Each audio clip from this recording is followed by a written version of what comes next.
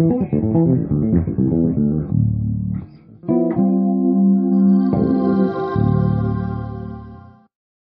this video, what we're going to take a look at is the staining, the lacquering, and also the aging process for the body.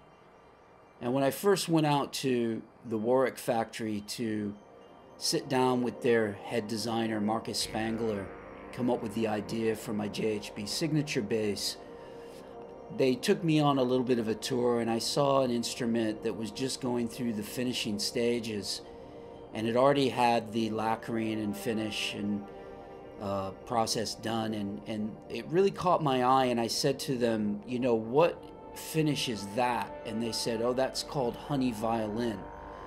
And you can see it's a sort of honey stain that they put on. And I was really taken aback by this finish, because it had a very almost classical instrument design. Like it, you know, just reminded me of the way a Stradivarius looked, you know, the way the wood just sort of shone through very naturally. And it had a particularly kind of semi-aged look to it as well. It didn't look like brand spanking new out of the spray cabinet, you know. So I really dug that. And you can see there is just applying the stain, how that AAA flame is just shining through already.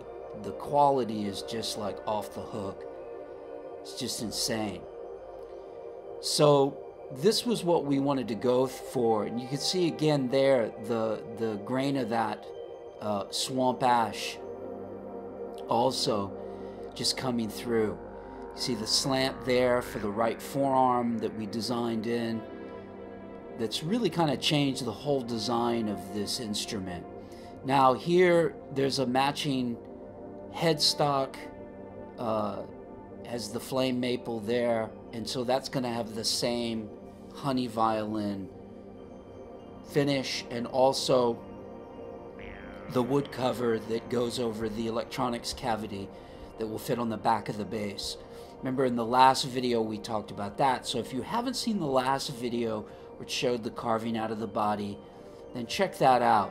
You need to watch the other videos to kind of see the whole journey take place, which is really kind of cool. Right there, just stunning. And then I want you to look at the scoops, like on the lower horn and then on the upper horn. I really wanted that scoop on the lower horn to facilitate the playing of the higher register a little bit more, and then the scoop on the higher horn or the upper horn was just there to have matching aesthetics, and I just thought it looked really cool.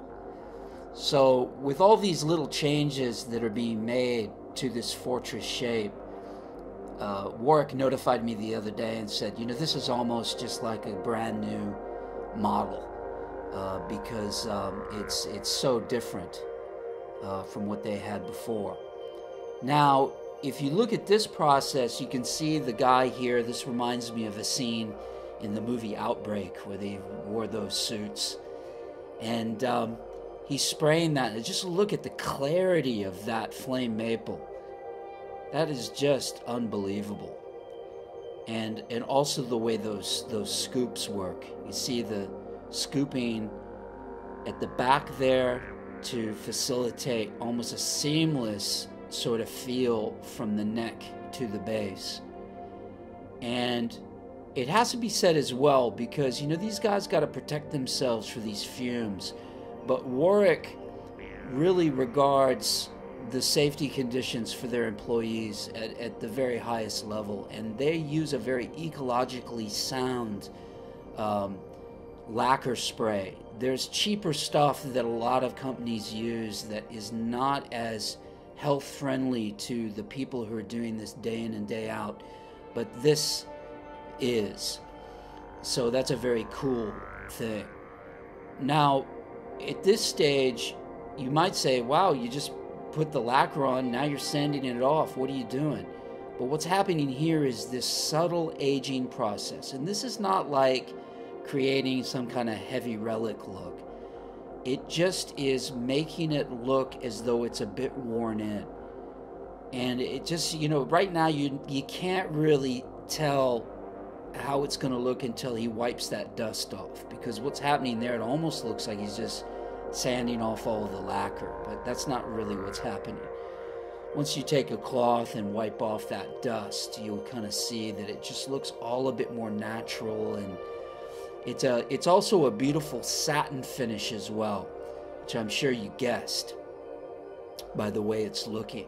Do not like those very heavy, thick finishes that go onto the wood. To me, that really colors the way the wood sounds. So, you know, Warwick uses their maxim, you know, the sound of wood, and this is so true with putting the right kind of finish on the bass. See there, they're just sort of polishing this off, and still can't really see the full effect of this yet, but as time goes on, you will. Now, this is super cool, because what I wanted, if you look at my YouTube homepage, you'll see I have the JHB logo, and then also underneath it I have the infinity sign that I designed, which is basically representing the 5 strings of the bass, and on the either side it has 2 bass clefs. Now, what I wanted was this to be laser engraved onto the instrument at the 12th fret.